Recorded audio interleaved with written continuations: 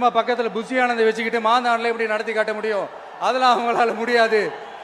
அப்புறம் மழை பெஞ்சு எல்லாத்தையும் கெடுத்துரும். ஏன் என் கூட இருக்கிறவங்களே கூட தான் சொன்னாங்க. அதுக்கப்புறம் என்ன நடந்துச்சுன்னு உங்க எல்லாருக்குமே தெரியும். இப்ப புதுசா ஒண்ணு சொல்ல ஆரம்பிச்சிருக்கிறாங்க. அது என்னடானா, ஆட்சியை பிடிக்கிறதெல்லாம் அவ்வளவு ஈஸி இல்லை இல்லையா? இப்ப அதெல்லாம் விட்டாங்க. இப்ப இங்க வந்துட்டாங்க. இவர் நேரா ஷூட்டிங்ல இருந்து வருவாராம், வந்து ஆட்சியை பிடிப்பாராம். அது எப்படி இவராலே முடியும்? அவராலேயே முடியல, இவராலேயே முடியல. அவருக்கு அத்தனை வருஷம் ஆச்சு, இவராலே எப்படி முடியும்? ஒரு பக்கம். இன்னொரு பக்கம் கூட்டம்லாம் ஓகே தான், அது எப்படி ஓட்டா மாறும் அப்படின்றது இன்னொரு பக்கம். இப்படி கதை, திரைக்கதை, வசனம், இயக்கம், பாடல்கள்,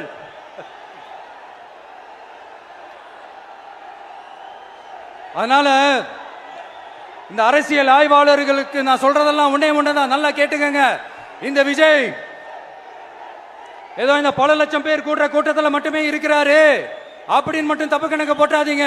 ஏன்னா நம்மளுடைய இந்த கூட்டம் வெறும் ஓட்டா மட்டும் இல்லைங்க, வரப்போற தேர்தலில் மக்கள் விரோத ஆட்சியாளர்களுக்கு நாம வைக்க போற வேட்டா, நம்மளை கோட்டைக்கு அனுப்ப போற ரூட்டா இருக்க போதுன்னு சீக்கிரமாவே தெரிஞ்சுப்பீங்க. ஏன்னா கோடிக்கணக்கானவங்களோட ஹார்ட்லயும் வீட்லயும் ஏற்கனவே ஆல்ரெடி உயிரா, உணர்வா, உறவா இருக்கிறோம். நம்மளுடைய கனெக்ட் எல்லாம் வெறும் மக்களோட மட்டும்தான். நாம யாருன்னு அவங்களுக்கு தெரியும், அவங்க யாருன்னு நமக்கு தெரியும். நாமளும் நம்ம மக்களும் எப்படி இருக்கிறோம்னு எதிரிகளுக்கு நல்லாவே தெரியும்.